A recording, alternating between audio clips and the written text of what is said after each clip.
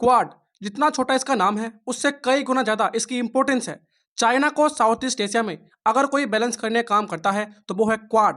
इन 2024 quad China के सामने सबसे बड़ी चुनौती बनकर खड़ा है। इनफैक्ट पूरे वर्ल्ड में क्वाड जितनी पावरफुल कोई और ऑर्गेनाइजेशन नहीं है जो चाइना को काउंटर कर सके। जिस तरीके से वेस्ट में नाटो है रशिया को काउंटर करने के लिए, वैसे ही ईस्ट में क्वाड है चाइना को काउंटर करने के लिए। आज के वीडियो में हम क्वाड के बारे में सब कुछ जानेंगे कि क्वाड चाइना के लिए एक बहुत बड़ी चुनौती कैसे बना। रिसेंटली पीएम मोदी गए हैं यूएस क्वाड समिट को अटेंड करने। जी हाँ, 21 सितंबर 2024 को यूएसए के द्वारा क्वाड की समिट को ऑर्गेनाइज किया जा रहा है और उसी को अटेंड करने के लिए पीएम मोदी वहां गए हैं। आज के इस वीडियो में हम क्वाड के बारे में डिटेल में जानेंगे। हम ऊपर ऊपर से नहीं पढ़ेंगे कि क्वाड एक क्वाड्रिलेटरल सिक्योरिटी डायलॉग है। 4 कंट्रीज इसके मेंबर हैं, ऑस्ट्रेलिया, इंडिया, यूएसए। 2007 में इसकी फॉर्मेशन हुई, 2008 में ये बंद हो गया, फिर से 2017 में स्टार्ट करने की बात चली और फाइनली 2021 में इसको स्टार्ट किया गया और तब से लेकर अब तक रेगुलर मीटिंग्स चल रही हैं। हम इतने ब्रीफ में नहीं जानेंगे, हम हर एक फैक्ट को डिटेल में जानेंगे कि क्वाड को बनाने का आइडिया आया कहाँ से और कैसे कैसे क्वाड इतनी पावरफुल ऑर्गेनाइजेशन बना। यहाँ पर आप देखिए, in early 21st century Iraq के अंदर वॉर हुआ और अफगानिस्तान के अंदर वॉर हुआ। इराक के अंदर वॉर हुआ 2003 में, अफगानिस्तान के अंदर वॉर हुआ 2001 में। इसके वजह से एशिया के अंदर एक बहुत बड़ा पावर शिफ्ट देखा गया, mainly in Asia Pacific. Asia Pacific में चाइना एक बहुत ही बड़ा इकोनॉमिक पावर बनकर उभरा, जिसकी वजह से यूएसए का जो ट्रेडिशनल रोल था एशिया पैसिफिक में वो कम होने लगा और ये बात यूएसए को पसंद नहीं आई और तब से ही कहीं ना कहीं क्वाड को बनाने की बात चल रही थी। एग्जैक्टली क्वाड की बात किसी को नहीं पता था कि क्वाड बनेगा आगे जाकर, बट चाइना को काउंटर करने के लिए यूएस कुछ प्लानिंग कर रहा था। और दूसरी तरफ यूएसए और इंडिया मिलिटरली और इकोनॉमिकली पास आने लगे। एक तरफ तो 1991 में सोवियत यूनियन कोलैप्स हो गया, मतलब it was the disintegration of Soviet union. इसके बाद इंडिया ने यूएसए की तरफ अपना हाथ बढ़ाया और 1991 में ही इंडिया ने अपनी इकोनॉमी को लिबरलाइज कर दिया। आपने 1991 के एलपीजी रिफॉर्म के बारे में जरूर सुना होगा। उसके बाद इंडिया और यूएसए काफी क्लोज आ गए। इवन मैं आपको बता दूं, इसके बाद इंडिया और यूएस के बीच में जो मिलिट्री टाइज थे वो और ज्यादा इंप्रूव होने लगे। इंडिया यूएसए से वेपन्स परचेस करने लगा और दूसरी तरफ इंडिया रशिया के साथ भी अपने रिलेशन को बैलेंस करके चल रहा था। बट इन 2001 एक बहुत ही इंपॉर्टेंट चीज देखी गई इंडिया और यूएस रिलेशन में। अफगानिस्तान के अंदर चल रहा था वॉर। इंडिया ने अपनी टेरिटरी का इस्तेमाल करने दिया यूएस को एक ऑफेंसिव ऑपरेशन कंडक्ट करने के लिए अफगानिस्तान में, और इसके बाद इंडिया और यूएस की कोऑपरेशन और एक्सपेंड करी। 2005 में इंडिया और यूएस के बीच में एक new framework for India US defence sign हुआ अंडर प्रणब मुखर्जी। फिर क्या था, इंडिया की जो मिलिट्री रिलेशन है वो इंप्रूव हुए। डिफेंस इंडस्ट्री के मामले में यूएसए लगातार इंडिया को वेपन सप्लाई करने लगा। टेक्नोलॉजी शेयरिंग हो गई, यूएसए ने इंडिया को बहुत सारी टेक्नोलॉजी दी। इनफैक्ट मैरीटाइम सिक्योरिटी को लेकर भी इंडिया और यूएस के बीच में एक फ्रेमवर्क साइन हुआ। अब जिस तरीके से इंडिया और यूएस आपस में एक दूसरे के पास आ रहे थे, इसके वजह से यूएस के जो बड़े बड़े ऑफिशियल्स थे उन्होंने देखा कि इंडिया एक ऐसी जगह है जहां पर हम अपने बहुत ज़्यादा डिफेंस वेपन को सप्लाई कर सकते हैं, बहुत सारे आर्म्स को एक्सपोर्ट कर सकते हैं इंडिया को। उसके बाद आपने सुना होगा कि यूएसए की तरफ से इंडिया को बहुत सारी आर्म्स की सप्लाई आने लगी। हालांकि बहुत सारे इंडियंस ने इंडिया और अमेरिका की इस बढ़ती मिलिट्री कोऑपरेशन को देखकर इसको काफ़ी अपोज किया। इवन मैं आपको बता दूं, इसके पीछे की मेन वजह थी इराक के अंदर जो कुछ भी हो रहा था उसको इंडिया देख रहा था। ईरान के साथ यूएसए के रिलेशन बिगड़ते जा रहे थे और दूसरी तरफ चाइना जो हमसे बॉर्डर शेयर करता है उसके साथ भी यूएसए का एक मेन मोटिव था। देखो मैं आपको साफ साफ बताता हूँ, यूएसए को इंडिया की कुछ नहीं पड़ी थी।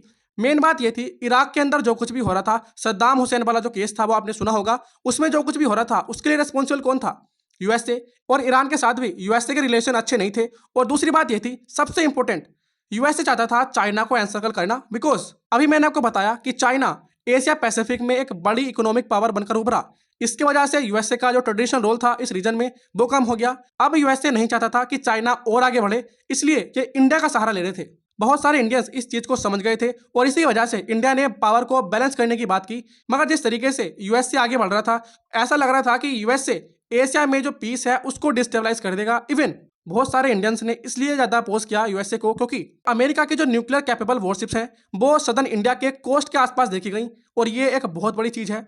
इसकी वजह से हो सकता था कि एशिया के अंदर एक वॉर हो जाए, क्योंकि जिस तरीके से यूएसए इस रीजन में मोनोपोली खड़ी करना चाह रहा था उसकी वजह से एशियन पीस डिस्टेबलाइज हो सकती थी।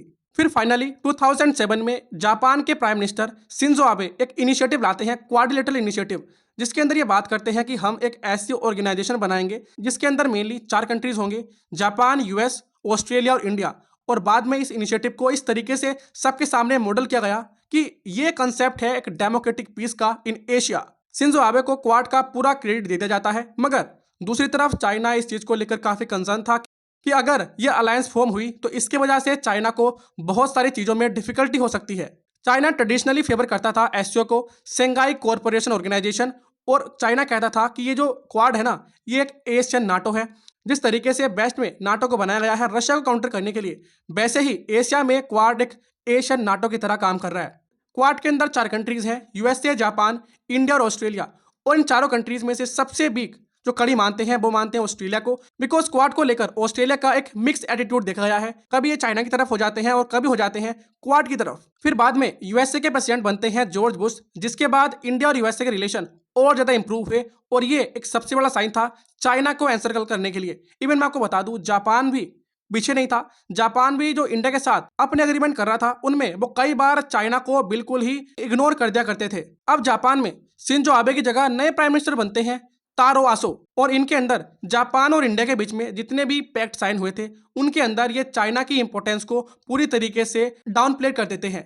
जनवरी 2008 में Indian prime minister Manmohan Singh जाते हैं चाइना, और जब वो चाइना गए थे तो उनसे पूछा गया कि आप क्वाड के बारे में क्या कहेंगे। क्वाड पूरी तरीके से चाइना को कंटेन कर रहा है। उस टाइम पर ये बोलते हैं India is not the part of any so called contain China effort, because India का ऐसा कोई भी मोटिव नहीं था कि वो चाइना को एनसर्कल कर ले, चाइना को कंटेन कर ले। इंडिया बस चाहता था कि पावर बैलेंस रहे। ये बात आगे बढ़ती है, तभी क्वाड को एक बहुत बड़ा झटका लगता है। 2008 की ये बात है जब ऑस्ट्रेलिया क्वाड को छोड़ देता है। अब हुआ क्या था, चाइना की जो मिलिट्री स्पेंडिंग थी, चाइना की जो मिसाइल कैपेबिलिटी थी, उनको देखकर ऑस्ट्रेलिया यूएसए की तरफ आ जाता है और यूएसए के साथ डिफेंस एग्रीमेंट कर लेता है। मगर जैसे ही ऑस्ट्रेलिया के अंदर इलेक्शन होते हैं, उसके बाद केविन रुड ऑस्ट्रेलिया के प्राइम मिनिस्टर बनते हैं और ये जाते हैं एक विजिट पर चाइना। इस दौरान ऑस्ट्रेलिया का जो मिक्स एटीट्यूड है वो देखा गया कि ऑस्ट्रेलिया फ्यूचर में ऐसा फिर से कर सकता है। इवन केविन रुड ने यूएसए के साथ भी कंसल्ट नहीं किया। यूएसए की तो बात छोड़ो, मगर क्वाड की जितने भी कंट्रीज हैं उनसे तो बात करनी चाहिए थी कि हाँ मैं इनको छोड़ रहा हूँ, मगर ये ऐसा कुछ नहीं करते और क्वाड को छोड़ देते हैं। उसके बाद यूएसए के बहुत सारे लोग रुड के इस डिसीजन को काफी क्रिटिसाइज करते हैं और ये कहते हैं कि रुड ने बस चाइना को प्लीज करने के लिए क्वाड को छोड़ दिया। अब क्रिटिसाइज करने से क्या फायदा, क्वाड को ऑस्ट्रेलिया छोड़ चुका था। नाउ 2008 में क्वाड की हो गई थी एंडिंग, बट 2008 से लेकर 2017 के बीच में जो कुछ भी हुआ, ये सबसे इंपॉर्टेंट पार्ट है जिसकी वजह से क्वाड फिर से अपना नया जन्म लेता है। क्वाड के एंड होने के बाद भी इंडिया, यूएस और जापान के बीच में कंटिन्यूअस नेवल एक्सरसाइज होती रही, और भी बहुत सारे कंट्रीज जो क्वाड के पार्ट नहीं थे वो भी यूएस से, इंडिया और जापान के साथ आकर बहुत सारी एक्सरसाइज की। और फिर 2012 में इंडिया और जापान पहली बार कोई जॉइंट नेवल एक्सरसाइज करते हैं। फिर बाद में आप देखोगे 2015 में जापान ने पहली बार इंडिया की जो मालबार एक्सरसाइज है उसको ज्वाइन करता है, जो कंटिन्यूसली आपने देखा होगा रेगुलरली हर साल होती है मालबार एक्सरसाइज। 2008 में ऑस्ट्रेलिया ने क्वाड से विड्रॉ कर लिया, बट फिर 2010 में ऑस्ट्रेलिया की नई प्राइम मिनिस्टर बनती हैं जूलिया गिलार्ड। जूलिया रुड को डिस्प्लेस करके ऑस्ट्रेलिया की प्राइम मिनिस्टर बनती हैं, और इनके अंदर ये बात देखी जाती है कि ऑस्ट्रेलिया यूएसए की तरफ ज्यादा बढ़ रहा है और चाइना से जो अपना डिस्टेंस है वो इंक्रीज करता जा रहा है। हालांकि इस टाइम पर क्वाड थोड़ा वीक हो गया, बिकॉज ऑस्ट्रेलिया ने एक डिसीजन लिया कि वो इंडिया को यूरेनियम सेल नहीं करेगा। इसका डायरेक्ट इंपैक्ट पड़ा क्वाड पर।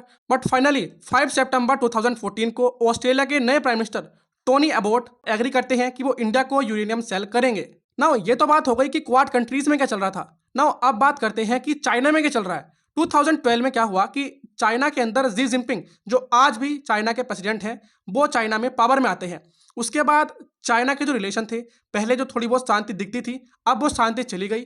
चाइना के रिलेशन क्वाड कंट्रीज के साथ और ज़्यादा बेकार हो गए, क्योंकि जी के अंदर चाइना एक बहुत ही असर्टिव और मोर नेशनलिस्टिक हो चुका था देन अर्लियर। और इसी टाइम पर चाइना ने आइलैंड्स को बिल्ड करना शुरू कर दिया आर्टिफिशियली।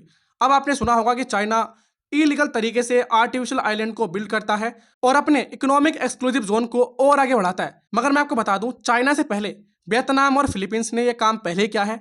इन दोनों ने चाइना से पहले ही आर्टिफिशियल आइलैंड्स बिल्ड करने शुरू कर दिए थे। चाइना लेट आया, मगर जब आया, चाइना ने इस तरीके से आर्टिफिशियल आइलैंड बिल्ड करे कि हिस्ट्री में इतने आइलैंड्स कभी भी किसी ने आर्टिफिशियली बिल्ड नहीं किए थे। और जी जिनपिंग के एडमिनिस्ट्रेशन के under he belt and road initiative को चाइना इंट्रोड्यूस करता है, जिसके बाद क्वाड कंट्रीज चाइना के अगेंस्ट और हो जाते हैं और चाइना और क्वाड कंट्रीज के बीच में टेंशन इंक्रीज हो जाती है। इसकी वजह से 2015 और 2017 के बीच में यूएसए और Japan 5 freedom of navigation naval operation को कंडक्ट करते हैं इस रीजन में। और दूसरी तरफ इंडिया के अंदर कुछ और ही चल रहा था। इंडिया ये नहीं चाहता था, लिटरली इंडिया ये नहीं चाहता था कि क्वाड फिर से रिवाइव करे, क्योंकि इसकी वजह से इंडिया और चाइना के बीच में जो रिलेशन है वो स्ट्रेन हो सकते थे। मगर इसी दौरान कुछ ऐसी चीज़ें हुई जिसकी वजह से इंडिया और चाइना की जो टेंशन है वो इंक्रीज हुई। 2017 में जो बॉर्डर स्टैंड ऑफ हुआ, फिर इसके बाद इंडिया क्वाड को फिर से रीन्यू करने के लिए अपनी हामी भरता है, बिकॉज इंडिया अपनी नई पॉलिसी इंट्रोड्यूस करता है, लुक ईस्ट पॉलिसी। नाउ अगर आप किसी कॉम्पिटेटिव एग्जाम की तैयारी कर रहे हैं जिसके अंदर करंट अफेयर आता है, तो ये बात तो आप सभी जानते हैं कि करंट अफेयर का सिलेबस कितना बड़ा होता है, कितना ह्यूज होता है। उसको पढ़ने में बहुत टाइम जाता है। अगर आप खुद ही न्यूज़पेपर पढ़ते हैं, आर्टिकल्स पढ़ते हैं या डिफरेंट सोर्सेज से पढ़ते हैं, तो ये बात आप भी समझ चुके होंगे अब तक कि ये एक बहुत ही डिफिकल्ट टास्क है अगर आप उसको खुद करते हैं, क्योंकि करंट अफेयर ही एग्जाम में नहीं आता है, और भी सब्जेक्ट्स हैं, मैथ है, हिस्ट्री, ज्योग्राफी, बहुत सारे सब्जेक्ट्स हैं जो आते हैं एग्जाम में। अगर आप सारा टाइम करंट अफेयर में लगा दोगे तो ये आपके लिए एक बहुत गलत बात होगी। तो मैं आपको बता दूं, पहली बात तो आप इसमें अपना बहुत ज़्यादा टाइम इन्वेस्ट करेंगे जो आपके लिए बिल्कुल भी अच्छा नहीं है, क्योंकि इस टाइम पर आप अपने दूसरे सब्जेक्ट्स को स्ट्रॉन्ग कर सकते हैं। और दूसरी बात यह है, आप मोस्ट प्रोबेबली उन क्वेश्चन को सिलेक्ट कर सकते हैं जो एग्जाम में नहीं आएंगे, बिकॉज आपके पास ज़्यादा एक्सपीरियंस होगा नहीं, जो नए एस्पिरेंट्स हैं उनके पास ज़्यादा एक्सपीरियंस होगा नहीं, तो आप जो है उन क्वेश्चंस को भी सिलेक्ट कर सकते हैं जो मोस्ट प्रोबेबली आपके एग्जाम में नहीं आएंगे। तो इसकी वजह से आपका और नुकसान हो जाएगा। इसलिए आप हमारे चैनल पर यानी स्टडी टू पिक पर डेली सुबह 5 बजे डेली करंट अफेयर क्लास को अटेंड कर सकते हैं, जिसमें मोस्ट इंपॉर्टेंट करंट अफेयर जो एग्जाम में पूछे ही जाते हैं उनमें से आपको बहुत सारे क्वेश्चन एग्जाम में मिलेंगे। आप वहां से उन करंट अफेयर कर सकते हैं। और अगर आपको पिछली वीडियोस देखनी है तो उसकी प्लेलिस्ट का लिंक मैं आपको डिस्क्रिप्शन में दे दूंगा, आप वहां से जाकर भी इन करंट अफेयर को कर सकते हैं। फिर इसके बाद नवंबर 2016 में डोनाल्ड ट्रंप और शिंजो आबे आपस में मिलते हैं और एक free and open Indo Pacific की बात करते हैं, स्ट्रेटेजी बनाते हैं कि हाँ वी कैन डू दिस। हालांकि ये जो इनिशिएटिव है free and open Indo Pacific, ये यूएसए के जो पहले सेक्रेटरी ऑफ स्टेट रह चुके थे हेनरी क्लिंटन, उन्होंने इंट्रोड्यूस किया था, बट शिंजो आबे ने डोनाल्ड ट्रंप के सामने इसको फिर से बताया और डोनाल्ड ट्रंप मान गए कि चलो ऐसा ही करते हैं। और ये सब कुछ जो हो रहा था ना, ये हो रहा था because of China's belt and road initiative. अब एक तरफ तो जापान और यूएसए चाइना को काउंटर करने के लिए अपने प्रयास कर रहे हैं, और अगर दूसरी तरफ आप देखोगे साउथ चाइना सी में चाइना अपनी प्रोमिनेंस को इंक्रीज करता जा रहा है, जिसके बाद फाइनली डोनाल्ड ट्रंप एग्री करते हैं कि चलो फिर से क्वाड को रीइंट्रोड्यूस करते हैं। और फाइनली 2017 में आसियान समिट के दौरान क्वाड को फिर से नया जन्म दिया जाता है। हालांकि 2017 से ही क्वाड के जो मेंबर्स हैं उनके बीच में मीटिंग होनी शुरू हो गई थी, बट जो हम कहते हैं ना कि हाँ अब ये क्वाड समिट है, तो वो स्टार्ट हुआ था 2021 में। 2021 में यूएसए के प्रेसिडेंट जो बाइडन इस मीटिंग को ऑर्गेनाइज करते हैं और ये एक वर्चुअल मीटिंग थी बाय वीडियो कॉन्फ्रेंस। फिर सेकंड मीटिंग होती है 2021 में ही सितंबर में, इसको ऑर्गेनाइज करता है यूएसए। फिर मई 2022 में ऑर्गेनाइज करता है जापान। फिर से 2021 में जापान क्वाड की समिट को ऑर्गेनाइज करता है एंड नाउ 21 सितंबर 2024 को क्वाड की समिट ऑर्गेनाइज की जा रही है। ये 5th समिट है जो यूएसए ऑर्गेनाइज कर रहा है और अगली समिट 2025 में होगी इंडिया में। अब ये सब बातें तो ठीक है, इसके पीछे भी कुछ और बात चल रही थी। क्वाड के साथ साथ क्वाड प्लस की बात चल रही थी। 2020 में आया था कोविड-19, उसी दौरान जो क्वाड प्लस है उसकी बात सामने आई कि हाँ क्वाड प्लस को भी हम बना सकते हैं, जिसके अंदर न्यूजीलैंड, साउथ कोरिया और वियतनाम जैसे कंट्री को बुलाया गया कोविड-19 के ऊपर बात करने के लिए। जैसा नॉर्मली क्वाड कंट्रीज के बीच में होता है उसी क्वाड प्लस फॉर्मेट में इनको बुलाया गया। इवन मैं आपको बता दूं, 2 कंट्रीज ऐसे हैं जैसे ब्राजील और इजराइल, ये दोनों कंट्रीज ऐसे हैं जो इंडो पैसिफिक या पैसिफिक ओशन से बॉर्डर शेयर नहीं करते हैं, बट स्टिल यूएसए इनको बुलाता है कि आओ बैठ के बात करते हैं, और ये एक ऐसे फॉर्मेट में बुलाते हैं जिस तरीके से क्वाड प्लस में लोगों को बुलाया जाता है। आई होप आपको आज क्वाड के बारे में सब कुछ पता चल गया होगा कि क्वाड कैसे बना, इसका क्या मोटिव था, क्यों क्वाड इतना स्ट्रॉन्ग बन पाया और कैसे कैसे क्वाड ने अपनी जर्नी की कि आज क्वाड चाइना के सामने खड़ा है। इसके बारे में आप सब कुछ समझ गए होंगे, और अगर अभी तक आप इस वीडियो को देख रहे हैं दैट मीन्स आपको वीडियो में कोई ना कोई बात तो अच्छी लगी होगी, कोई ना कोई बात तो आपको इंटरेस्टिंग लगी होगी, तभी तो आप वीडियो के अंत तक रुके हुए ना। तो मैं आपसे एक बात कहता हूँ, आप अपना ओपिनियन बताइए इस बारे में कि आपको क्या लगता है, क्या क्वाड सच में इतना पावरफुल है कि वो चाइना को काउंटर कर सके, या क्वाड भले ही पावरफुल हो, चाइना को काउंटर कर रहा हो, बट चाइना पर पूरी तरीके से लगाम क्वाड भी नहीं ला सकता। आपका क्या मानना है आप कमेंट सेक्शन में जरूर अपना ओपिनियन शेयर कीजिएगा। This is all about the video. जय हिंद।